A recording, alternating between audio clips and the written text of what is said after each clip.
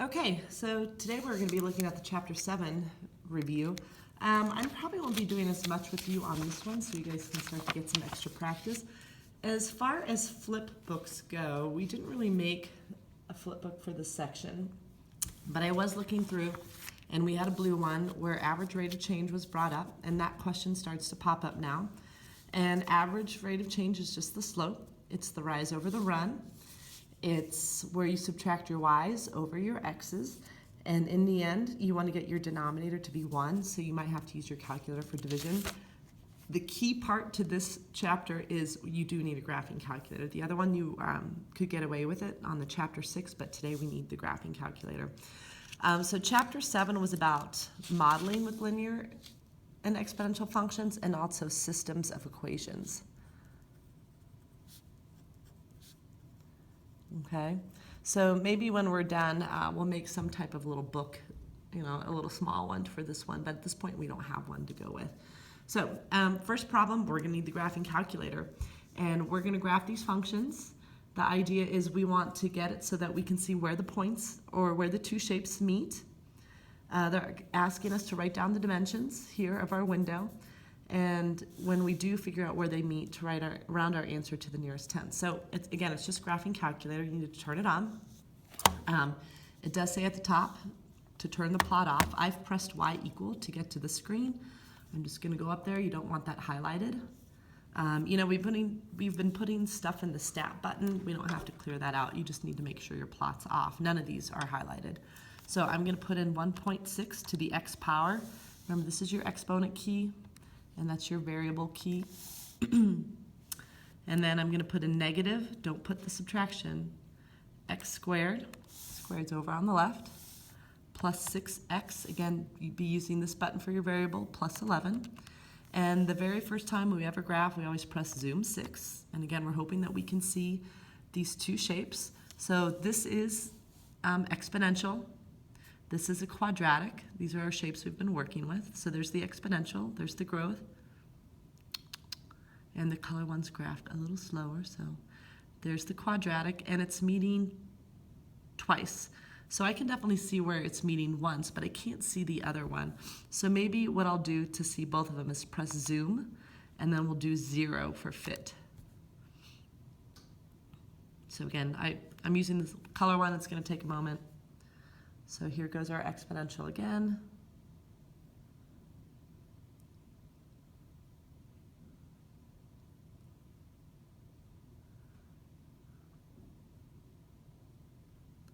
And there's our, okay, so I can see it twice. So first I'm going to draw that picture.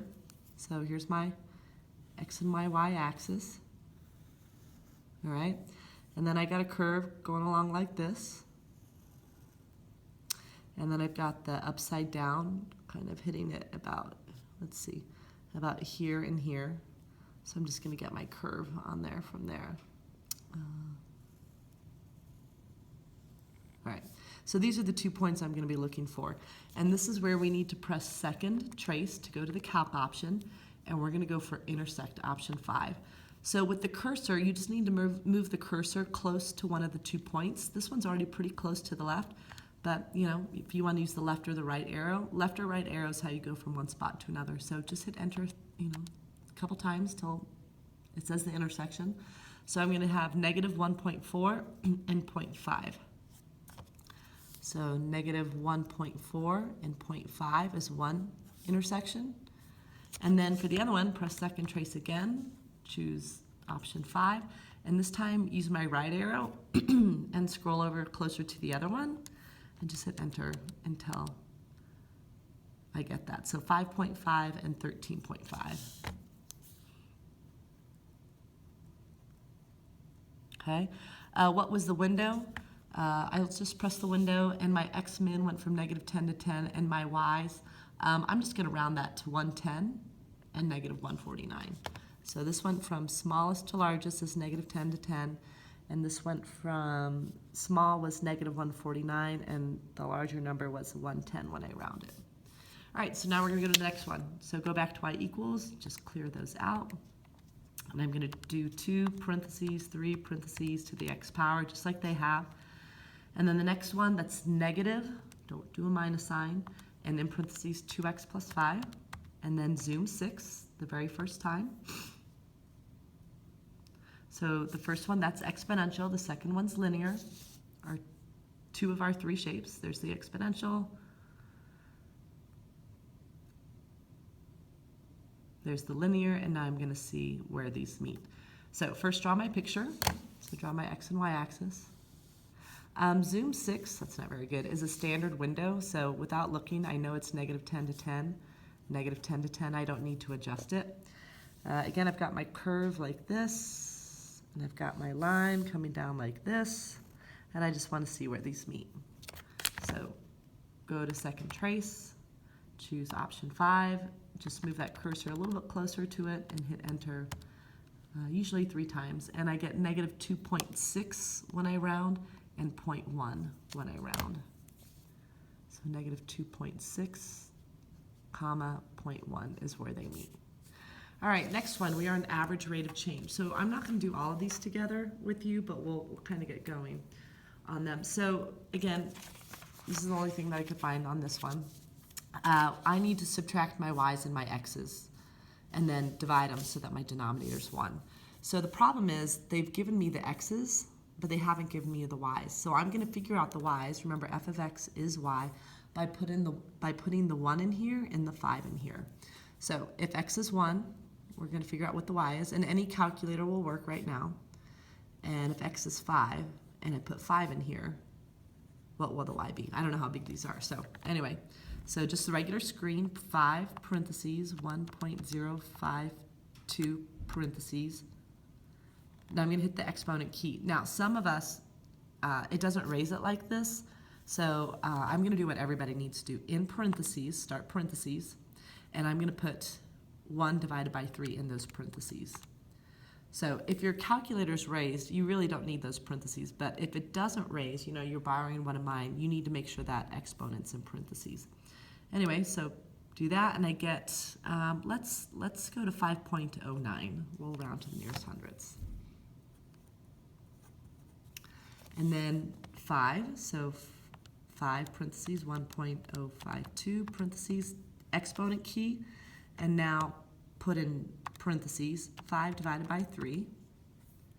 Okay. Again, make sure you have those parentheses, and I get about 5.44. So, and now you can follow your slope formula where you subtract the y's and the x's. So when I subtract the y's, I'm going to go this way. So 5.44 minus 5.09, and that means I'm going to have to subtract the x's the same way. So 5 minus 1. So 5 minus 1, that's simple. Don't need a calculator, but maybe we want it for the other one. Whoops, sorry about that. So 0.35. And now I just need to use my calculator and divide those. So 0.35 divided by 4. And my average rate of change, I won't round that, that's a short decimal, is 0.0875 over 1. It did say round to the nearest tenths, didn't it? But I didn't do that. All right, so between 0 and 2. So here I'm going to get the y's by looking at the graph. So if x is 0, remember, look on the x-axis, then my y is 2, 8. It's 32. It's kind of hard to tell there. Okay? And if x is 2, looking at your graph, this is going up by 2s, even though they're numbering 4s, it's 2. So you can subtract your y's. I'm going to choose to go this way. And then my x's. And I'm going to let you finish this until you get down to 1 in the denominator. Okay? And then the next one, if x is 3 and x is 7, this time I'm going to get the y's. Remember, f of x is y by looking at the table. So 3 and 4 are one set of points, and 7 and negative 4 are the other points. And I'm going to let you do this one from beginning to end. Just make sure you put your y's on top and the x's on the bottom. Okay, so if you need to pause the video right now, do that, and you can pick up when you're done. Otherwise, going on to more of the systems part. So what is the solution of the linear system represented by the graph? So I'm just going to look to see where these meet. This is the graphing calculator part, kind of like that. So this point right here is 3, -2. And so some of your final will be multiple choice, and that's what this is, all right? Which of the ordered pairs given below solves the system? So not below, it's to the right, but what I want to do is do systems of equations, and there were two ways. There was substitution, and there was elimination. Another way is I could just start taking these numbers and put this into this one and see if the left equals the right. And if that doesn't work, put -2 and -17 in for x and y and see if the left equals the right. But that could definitely take a while, and especially if the answer is none of these. So I'm going to actually solve these, and I'm going to use the substitution method. And we decided to do that because y equals, everything. So I'm going to take the fact that y equals all of this, and I'm going to substitute it in for that y. So I'm going to have 3, x still there, but instead of 2 multiplying to y, 2 is going to multiply to 5x minus 7. I'm going to wrap it in parentheses, and it's still going to equal 12. And I'm going to solve. You start the solving by distributing. So there's 10x. Here's minus 14 equals 12. Now I'm going to combine these like terms. That's 13x minus 14 equals 12. And now to solve for x, x wants its own room. I'm going to add 14 to the other side. Then I have 13x equaling 26, and when you're done, x equals 2. So I'm going to assume that this is my answer, but it is possible that 3 is not the y value. So I'm going to keep going and just take my x, and I need to put it back into one of these to figure out what the y is. I'm going to use this one. I could use this one, but this seems to be the easier one. So I'm going to take the fact that y is equaling 5x minus 7, and that x is equaling 2, and put the 2 into there. So y equals 5 times 2 minus 7. Order of operations now, y, no one needs his own room. Y's already got his own room. So 5 times 2 is 10, and 10 minus 7, y is 3. So there's my answer for C. All right, so let's go to number 5. On number 5, we are going to graph this inequality. So we're graphing a line. They're both in the form y equals mx plus b, but because of the inequality, once we're done graphing, we get these lines, we're going to shade. So, excuse me, I'm going to start with the first one, call this number 1 and number 2, and let's go over here. And this is where b by itself, where I begin is -1, m married to x is 2, m is my slope, so maybe you want to have a rise over a run. It's positive, so my line's going to be going uphill, and we had talked about solid versus dash. This is dash because it's just less than. This will be solid because of that underlining, so it's going to be a dash line. So I'm going to come over here, and I'm going to begin at -1, and then from there, my slope, I'm going to rise 2 and go over 1, rise 2 over 1, rise 2 over 1, and just get a lot of points on here. And then when I connect it, hopefully you remember, a dotted line. So now we have to decide which side of this line are we going to shade. So we always tested this point right here, 0, 0. This was the alligator.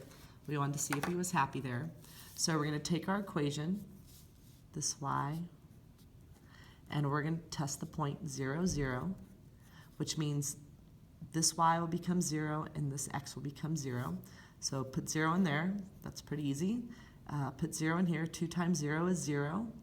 And 0 minus 1 is -1. And now I want to see, is the alligator happy? Is he getting to eat the big amount? And no, -1 is not bigger than 0. So he's not happy, which means he doesn't want to be on this side of the line. That's not where the food is. He'd rather be over here. So you can shade. And now I'm going to graph the other one. So this was line 1. Now I'm going to do 2. This is a great time to get a different color out. I don't have a different color, so here goes line 2. So we're going to graph this one. So by itself is 2. That's where I will begin. M married to x is -1/3. It's going to be a line going downhill, a solid line. Downhill because of the negative, solid because of that. So let's come over here. I'm going to begin at 2. And I'm going to go up 1. And then to get the downhill look, I'm going to go to the left 3. So up 1, over 3, up 1 over 3. And I could go down 1 and over 3 this way. And I get my line.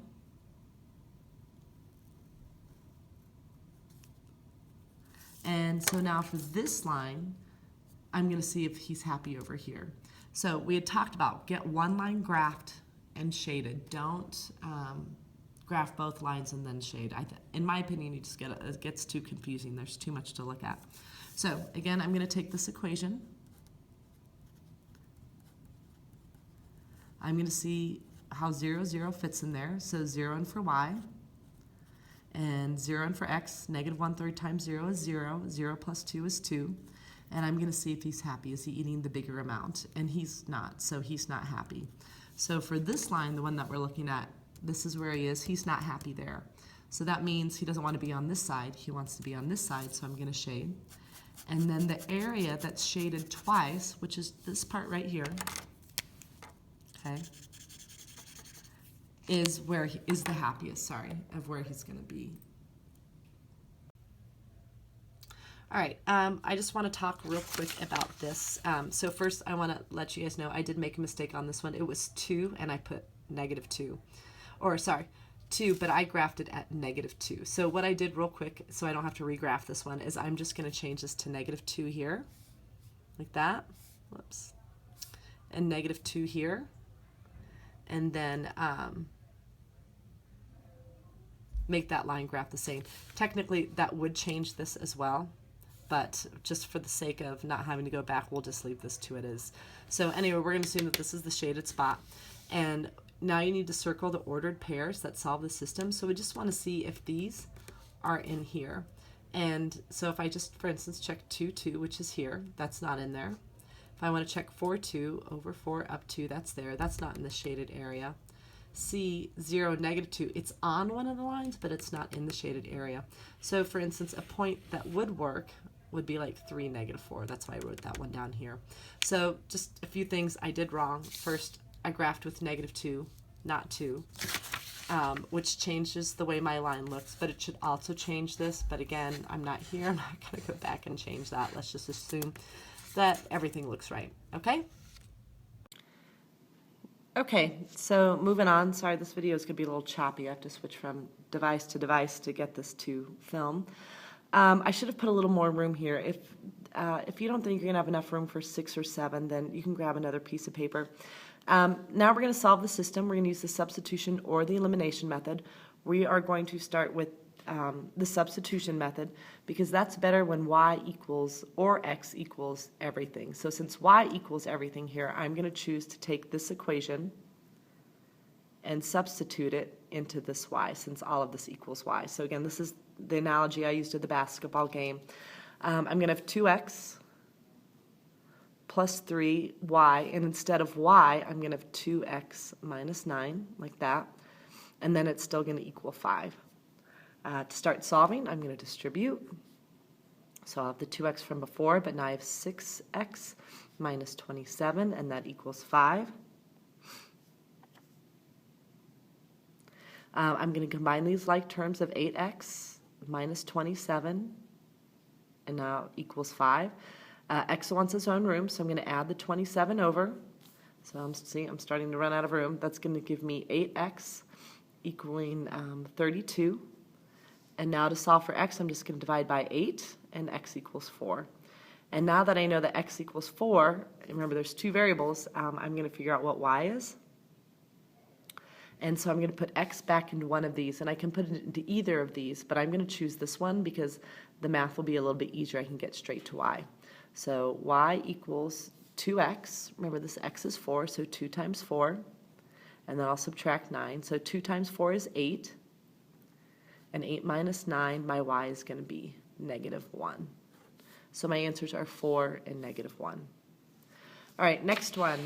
So here when I look, I don't notice x equaling everything or y equaling everything.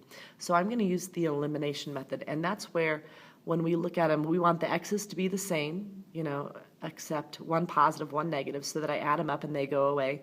Or I want the y's to be the same, one positive, one negative, so that when I add them up, they go away. Right now I'm going to add the opposite here because I want you to see that these are both negative 4s. So when I add these up, they don't go away. I need one of them positive and one negative, and this is the one I'm going to choose to get to be by itself. I could get the x's to both be 3s, or I could get the y's to both be 4s, and since these are already 4s, again, that's the one I'll go for.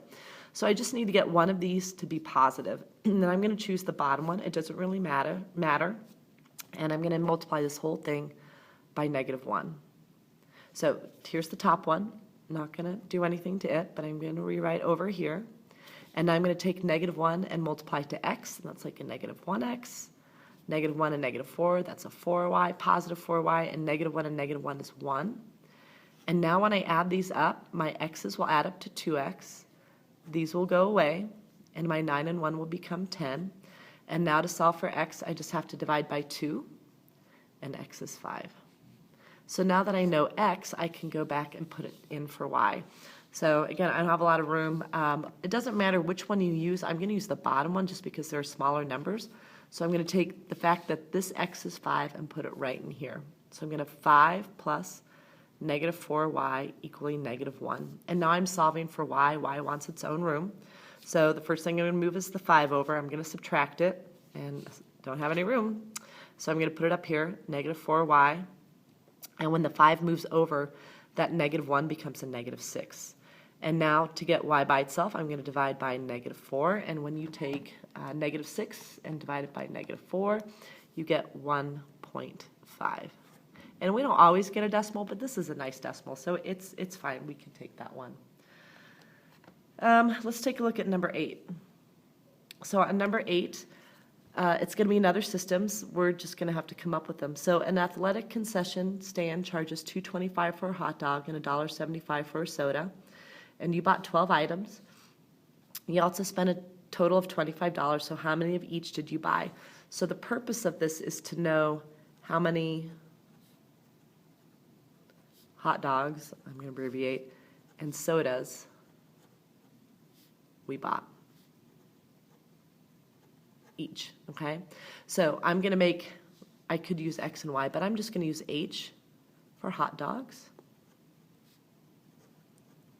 And because my S's tend to look like 5s, I'm going to do D for drinks, the sodas, okay? So my equations.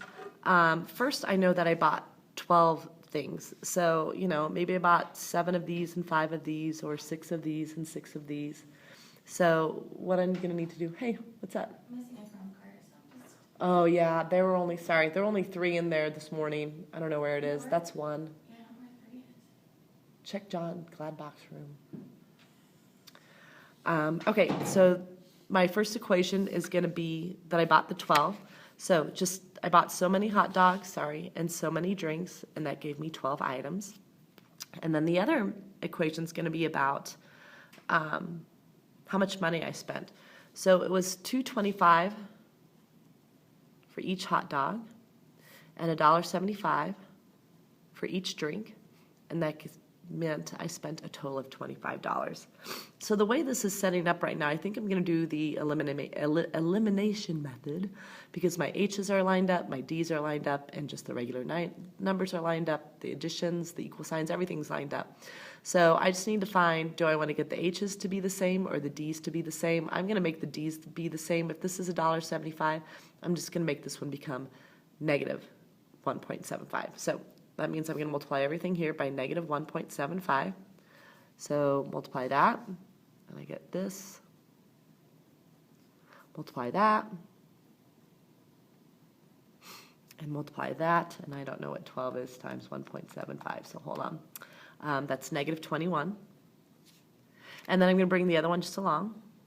Didn't change it. And now I can add them up. My D's will disappear. If I have 225 and my negative 1.75, that's going to give me 0.550. And then over here, I'll get 4. And then if I just take 4 and divide it by 0.50, I should get 8. So this means I bought 8 hot dogs. So how many drinks did I buy? Again, go back to your original equations. You know you bought 12 things altogether, and if 8 of them are hot dogs, that means 4 of them were drinks. So what's my answer? 8 hot dogs and 4 drinks or sodas, however you want to write that. All right, last question. So again, we want, we'll go back to the green flip book on this one because we are going to be writing 2 equations. One's going to be y equals mx plus b. The other one's exponential. So if you want your green flip book, we're looking here. And it says you invest $3,000 in a bank account, and that bank gives you 2 options. You can do option 1 where you earn $50 in interest per year, or you earn 2% interest per year. So we're going to start with the $50 interest per year.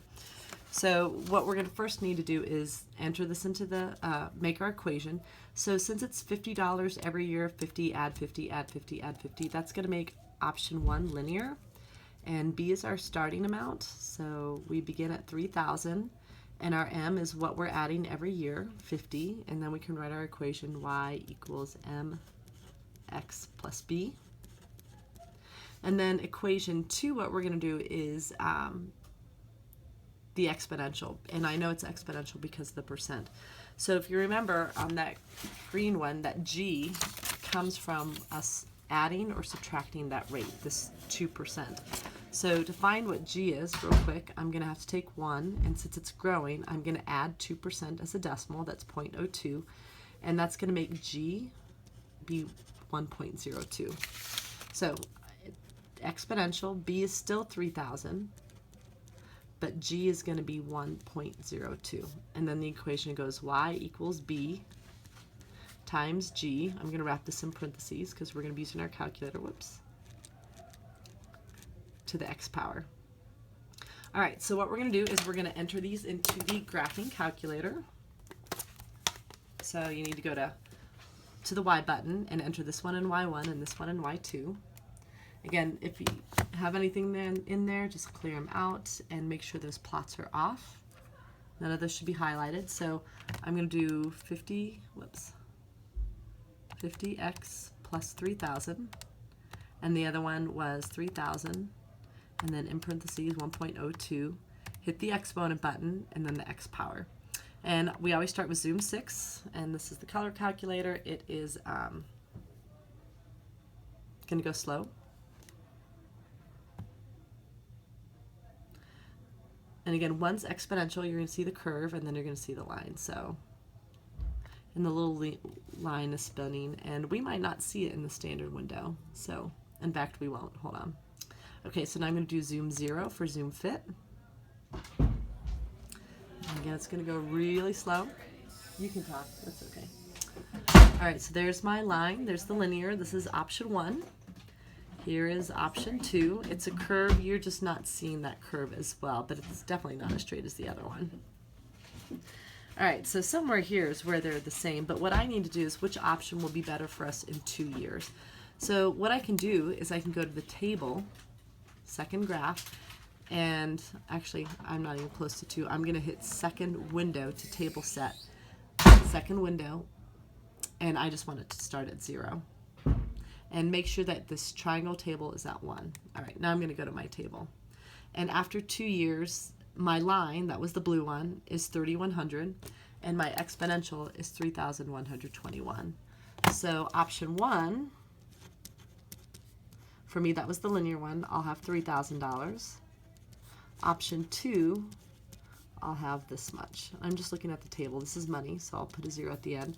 I could have also just put 2 in here and then done 50 times 2 plus 3,000, and then 3,000 parentheses 1.02 and make my exponent 2. So you didn't need the graphing calculator. That just saved us a little bit of time.